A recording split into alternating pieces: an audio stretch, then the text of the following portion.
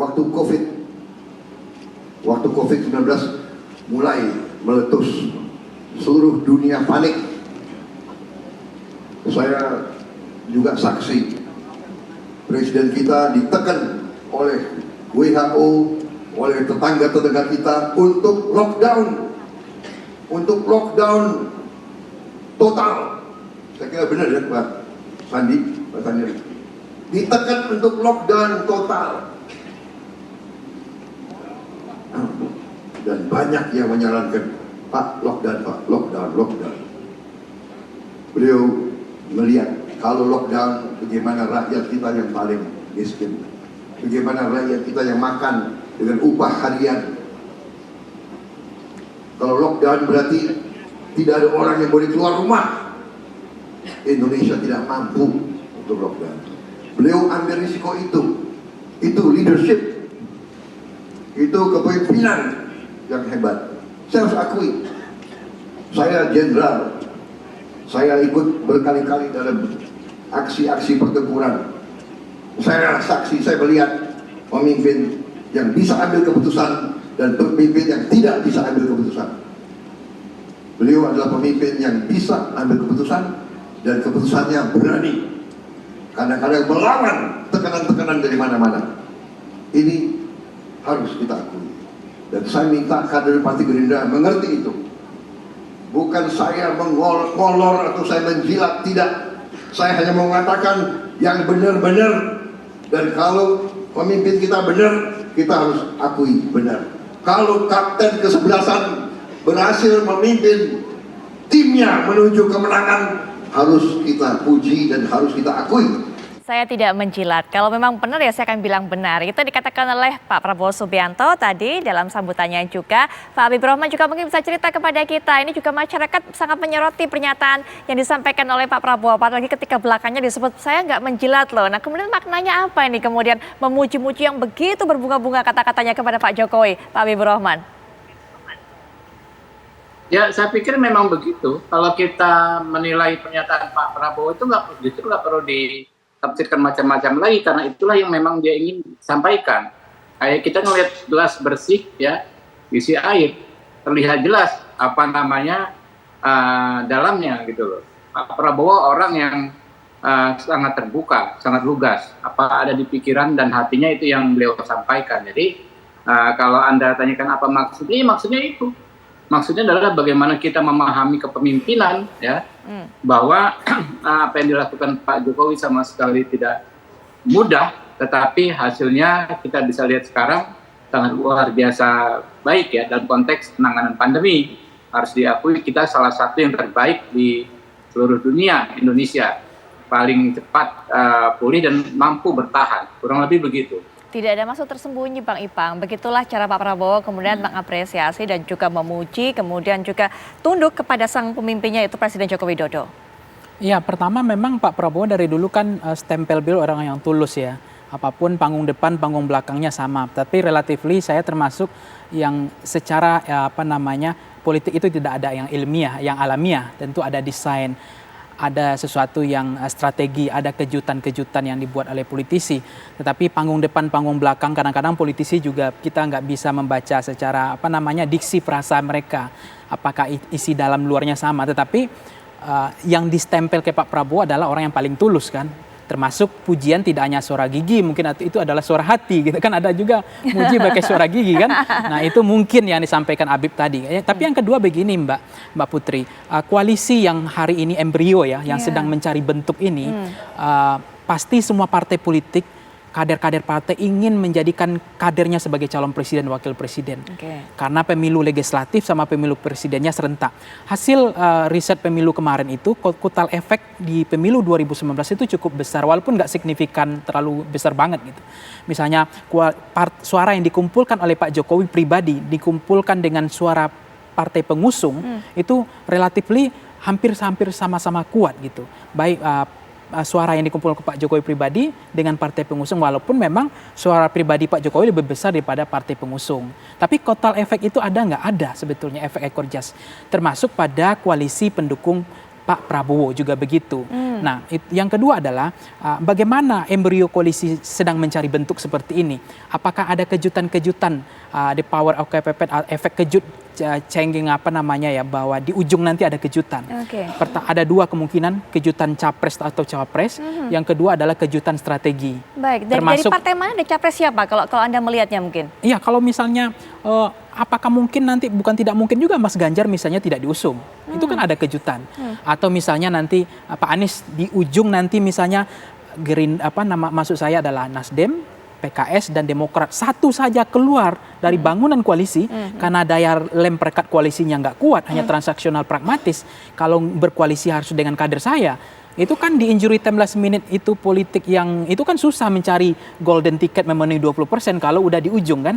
Nah, itu yang saya khawatirkan. Jadi tapi bisa saja bangunan koalisi itu berbasis elektabilitas. Nah, kalau elektabilitas tentu ada Pak Prabowo, ada Mas Anies, ada Pak Ganjar gitu sebagai elektabilitas yang cukup moncer walaupun masih sangat masih di rentang range margin of error, sangat kompetitif, sangat ditentukan oleh seberapa piawai mereka menggandeng cawapres yang potensial juga. Karena kalau salah menggandeng cawapres, nah terakhir adalah koalisi berbasis yang menurut saya adalah platform ideologinya, programatiknya. Nah, koalisi berbasis platform ideologi atau programatik itu adalah nggak mungkin misalnya PKS dengan Demokrat akan berkoalisi lagi dengan PDIP karena blok rentang ideologis sudah sangat jauh. Tapi kemungkinan dengan misalnya Nasdem, PKS, Demokrat koalisi perubahan berkoalisi dengan Gerindra, PKB di koalisi Kebangkitan Indonesia Raya itu mungkin saja. Kan dua koalisi ini udah mulai terbentuk. Deklarasi 20% tercapai. Baik di koalisi perubahan maupun di koalisi Kebangkitan Indonesia Raya. Satu lagi adalah koalisi Indonesia Bersatu KIB, tapi tidak punya calon presiden dan wakil presiden sampai sekarang. Dan satu lagi adalah koalisinya Golden Ticket PDIP yang sampai sejauh ini belum ada capres dan cawapresnya. Nah, ini menurut saya akan ada kejutan-kejutan dan dalam politik Amerika Serikat itu juga di sistem politik mereka justru memang ada juga kejutan-kejutan di akhir-akhir itu. Baik. Soal kejutan, soal pengubahan kemudian koalisi dan juga peta pencalonan, termasuk juga soal harus menggandeng wapres yang tepat. Ini mungkin nanti bisa dikomentari oleh Pak Habibur Rahman. Tapi itu nanti saya kan juga dengarkan dulu atau minta pendapat dulu dari Bang Noel bagaimana melihatnya. Kalau Bang Ipang mengatakan kalau Pak Prabowo ya selama ini memang relatif panggung depan, panggung belakang ya sama. Kemudian juga bukan suara gigi, suara hati. Anda juga melihat hal yang sama dalam apa yang disampaikan oleh Pak Prabowo pada hari ini, Bang Noel? Ya, itu kan dari kacamata Mas Pangi ya, tapi dari kacamata kita melihatnya Pak Jokowi itu punya standar sendiri dalam menilai seseorang. Pasti standar pertamanya soal integritas. Nah, Pak Prabowo dalam ini memiliki integritas itu. Kedua, kita lihat soal totalitas. Pak Prabowo juga memiliki totalitas itu. Dan tidak kalah soal loyalitas. Loyalitas Pak Prabowo sampai detik ini luar biasa. Artinya, dua ungkapan yang disampaikan Pak Jokowi dan Pak Prabowo itulah ungkapan jujur pemimpin bangsa ini terhadap apa yang dia lihat dan dia rasakan. Tidak mungkin apa yang disampaikan Pak Jokowi tanpa penilaian dasar. Begitu juga apa yang disampaikan Pak Prabowo. Apalagi beliau bilang, saya bukan tipikal seorang penjilat. Kenapa yang mau dijilat dari Pak Prabowo? Dia sudah merasakan apapun di Republik ini. Jadi apa yang disampaikan Pak Prabowo itu bentuk kejujuran beliau dalam menilai kepemimpinan atau leadershipnya Pak Jokowi itu sendiri dalam mengambil sebuah keputusan strategis bangsa ini. Karena kalau orang-orang lemah, saya tidak yakin punya kemampuan dalam mengambil sebuah keputusan. Nah, dalam hal ini Pak Jokowi pemimpin yang luar biasa, berani mengambil keputusan yang strategis. Salah aja mengambil keputusan, babak belur bangsa ini. Apalagi referensinya kemarin waktu COVID ya, pandemi global itu. Pak Prabowo sangat memerhatikan sekali apa yang dilakukan Pak Jokowi. Baik. Karena tidak mungkin kalau pemimpin yang lemah atau pemimpin yang tidak kuat mengambil keputusan yang begitu luar biasa. Dan hasilnya kan luar biasa juga. Hari ini kita mendapatkan sesuatu yang bisa kita rasakan hari ini, bahwa COVID-19 sudah melandai begitu terasa lah hari ini ya, sampai akhirnya pemerintah mencabut yang namanya pemakaian masker. Artinya ada deklarasi bahwa sudah tidak ada lagi namanya COVID. Kayak begitu kira-kira Mbak.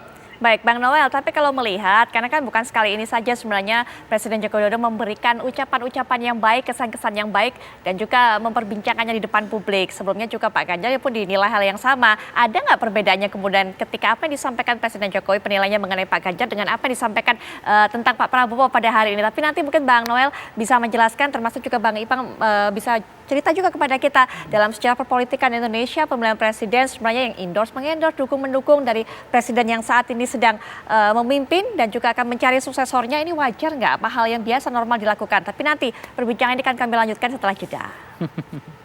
Tangan ini kepadamu, memohonkan beliau menjadi presiden. Baik, kita akan kembali lihat ini adalah suasana tadi perayaan hari ulang tahun dari Partai Gerindra yang ke-15. Kalau Anda dengarkan kembali potongan kalimat dari Presiden Joko Widodo, potensial tertinggi, potensial teratas. Ini artinya udah mentok ya Bang Ipang, ya udah maksimal, udah menang, udah kata-katanya dari paling tinggi nih. Gerindra teratas, kemudian juga elektabilitasnya potensinya adalah tertinggi. Bang Noel, ini ada perbedaannya nggak sih apa yang disampaikan kalimat-kalimat tersebut Pak Prabowo Pak Jokowi kepada Pak Prabowo dengan yang sebelumnya juga sosok-sosok yang kabarnya sempat, wah ini Pak Jokowi kayaknya ngasih endorse nih. Ada nggak kemudian terlihat kecondongannya Pak Jokowi ini lebih kemana dari beberapa sosok yang memang sudah, kalau orang-orang mengatakan sudah di-endorse oleh Pak Jokowi, Bang Noel? Ya, kalau soal perbedaan, ada bahasa Jawa, ojo dibanding-bandingke katanya.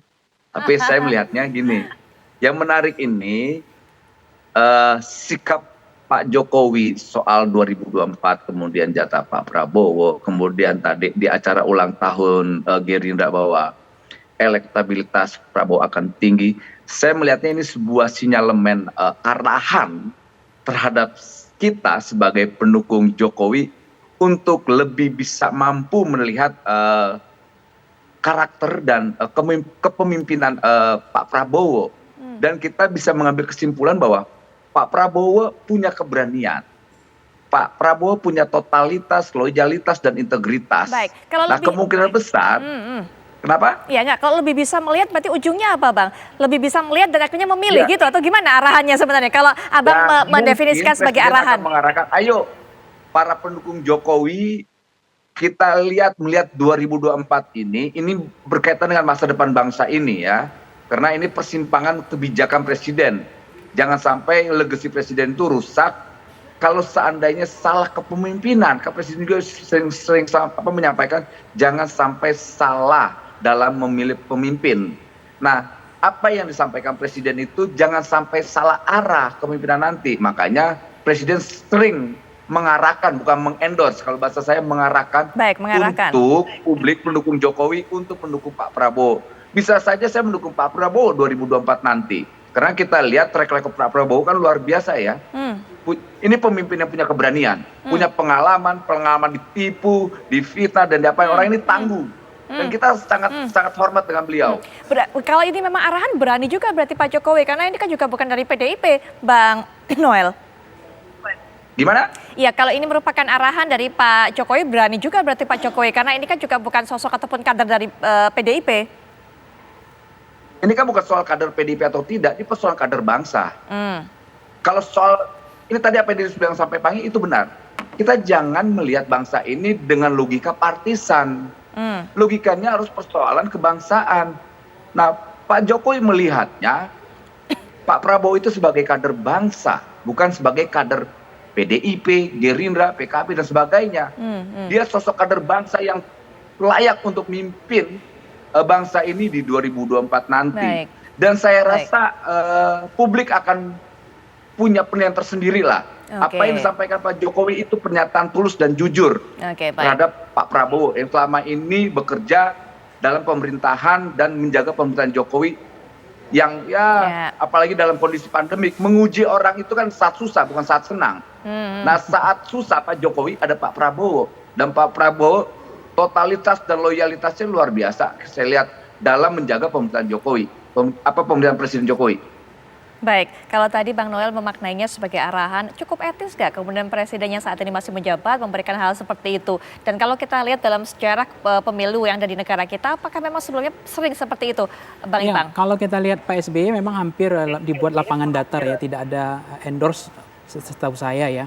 Tapi menurut saya kalau itu disampaikan secara proporsional, menurut saya tidak ada masalah juga. Tetapi ketika Joe Biden kemudian di-endorse oleh Obama kan ketika Obama tidak lagi presiden. Karena sehingga membuat lapangan datar pemilu. Jadi tidak ada yang partisan. Jadi Pak Jokowi juga harus naik kelas menjadi negarawan, tokoh bangsa yang tidak hanya cenderung justru membuat suasana yang lebih kondusif dan lebih lebih angin segarnya tidak terasa gerusuk gitu, tidak polemik gitu. Tapi itu sepanjang itu proporsinya seimbang tidak masalah juga. Tetapi kalau udah terlalu memastikan kemana itu yang akan menjadi konsekuensi gitu. Yang kedua gini Mbak Putri. Ada satu hal yang lupa dalam konteks pemilu kita, Pilpres dan Pileg ini, pemilu serentak kita ini, yaitu soal tantangan partai politik. Memang kalau tadi pujian Pak Jokowi kepada Pak Prabowo soal bagaimana ada kemungkinan Gerindra leading sebagai partai pemenang pemilu, kemudian Gerindra Pak Prabowo-nya potensial untuk menang, dan kemudian dibalas ada persamaan kepentingan. Pak Prabowo juga menyatakan bahwa Pak Jokowi strong leadership, bisa mengambil keputusan dalam kondisi sulit. Itu kan luar biasa persamaan kepentingannya, titik temunya ada. Nah itu sebenarnya bagus untuk membuat kondisi politik kita tidak gaduh, tapi lebih ada kesejukan, angin segarnya ada. Nah ini menarik bagi saya. Tetapi terlepas dari itu ada tantangan partai politik kita adalah gagapnya menghadapi perubahan yang begitu cepat. Ada disrupsi tekno-digital yang begitu cepat. Selain memang ada pandemi, ada resesi, ada persoalan yang mestinya diselesaikan. Nah sekarang partai politik kan hanya persoalan programatik, platform ideologi, belum ada proposal kebangsaannya, belum ada grand strategi, belum ada blueprint ya, apa yang akan dilakukan oleh partai politik. Ini yang kemudian menurut saya ada sesuatu, misalnya sekarang kebisingan, dengungan dari media sosial, Instagram itu Telegram misalnya ya. Kemudian bagaimana sekarang gempuran influencer, kemudian buzzer.